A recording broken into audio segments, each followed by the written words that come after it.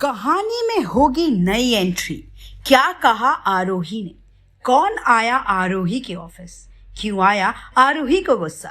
2013 में मोहित सूरी ने एक ऐसी रोमांटिक फिल्म का सीक्वल बनाया जिसके गाने आज भी हर आशिकों की पहली पसंद है। अब आप तो पहचान ही गए होंगे कि आज हम किस फिल्म की बात कर रहे हैं। जी हाँ, आशिकी, एक ऐसी रोमांटिक सीरीज जिसने जनता को प्यार करना सिखा दिया। और अब इसका तीसरा सीक्वल भी जल्द ही आपको बड़े पर्दे पर देखने को मिलेगा, जिसमें कार्तिक आर्यन मेन लीड में नजर आने वाले हैं। तो चलिए आज हम आपको आशिकी 3 की कहानी भी सुना देते हैं। पिछली वीडियो में हमने देखा कि राहुल की मौत के बाद आरोही पूरी तरह से टूट जाती है, लेकिन राहुल के लिए वो खुद को खुश रखने की कोशिश करती है। आरोही की माँ उसे शादी के लिए मनाती है, लेकिन वो हर बार मना कर देती है।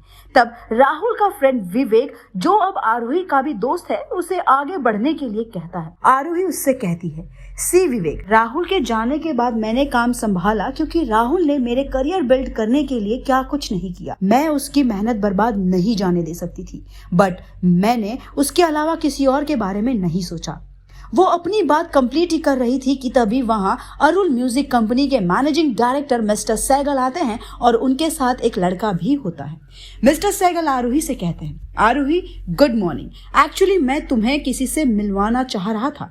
ये है मिस्टर राज रघुवंशी, ये कश्मीर का एक सिंगर है। कश्मीर का हर एक इंसान इन्हें जानता होगा। मुझे लगता है कि हमारी आने वाली न्यू प्लेलिस्ट के लिए ये एक बहुत अच्छी आवाज हो सकता है। What do you say? तब आरोही राज को देखती है और कहती है, मिस्टर सहगल, इनकी आवाज उस काबिल है या नहीं, ये तो इन्हें सुनने के बाद ही पता चलेगा। ये आने वाली प्लेलिस्ट राहुल के लिखे हुए गाने हैं, उसका ड्रीम था इन्हें लॉन्च करना, तो मैं इन गानों को लेकर बिल्कुल भी चांस नहीं लेना चाहती। आधे घंटे में आप इन्हें स्टूडियो ले जाइए और चलिए सुनते हैं इन्हें। स्टूडियो में राज बहुत अच्छा गाना गाया है। आरोही मिस्टर सहगल से कहती है, ठीक है मिस्टर सहगल, इसे इस प्रोजेक्ट का हिस्सा बना लीजिए एंड ये प्रोजेक्ट कितना वैल्यूएबल है उसके बारे में भी क्लियर करा दीजिए, बिकॉज एक गलती और मैं इसे निकाल दूंगी, क्योंकि राहुल की प्लेलिस्ट के साथ मैं कोई चांस नहीं लूंगी। अगले दिन से राज को गानों के लिरिक्स मिल जाते हैं और अब आता है रिकॉर्डिंग का दिन। आरोही विवेक और मिस्टर सहगल के साथ रिकॉर्डिंग रूम में बैठी थी और राज गाना शुरू करता है। आरोही उन गानों की लिरिक्स और राज की आवाज में इतना खो जाती है कि उसकी आंखों से आंसू आ जाते हैं। बीच रिकॉर्डिंग में वो भाग के जाती है और राज को गले लगा लेती है। राज की हार्ट बीट बिल्कुल फास्ट हो जाती है, लेकिन जैसे ही आरोही खुद को संभालती है वो अपने केबिन में भाग जाती है। विवेक आरोही के पास जाता है और उससे कहता है, आरोही आर यू ऑल राइट? अचानक क्या हो गया था? आरोही रोते हुए उससे कहती है, आई डोंट नो विवेक, वो लाइंस, वो आवाज सुनते वक्त मैं बिल्कुल उसमें खो गई थी। मुझे ऐसा लग रहा था कि खुद राहुल मेरे सामने आ गया है। मैं भूल गई थी कि मैं कहाँ बैठी हूँ, किसके सामने हूँ। मेरे कानों में बस वो आवाज घूम रही थी, नथिंग एल्स, और वो रोने लग जाती है।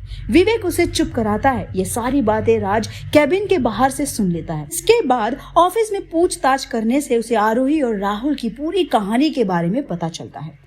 कहीं ना कहीं राज के मन में आरोही के लिए फीलिंग्स आ जाती है। उस हक के बाद से ही उसका आरोही के साथ एक कनेक्शन बन जाता है। वो आरोही को और भी ज्यादा ऑब्जर्व करने लगता है। तो क्या वो अपने प्यार का इजहार आरोही से कर पाएगा? होगा आरोही का रिएक्शन? जानने के लिए देखिए हमारी अगली वीडियो।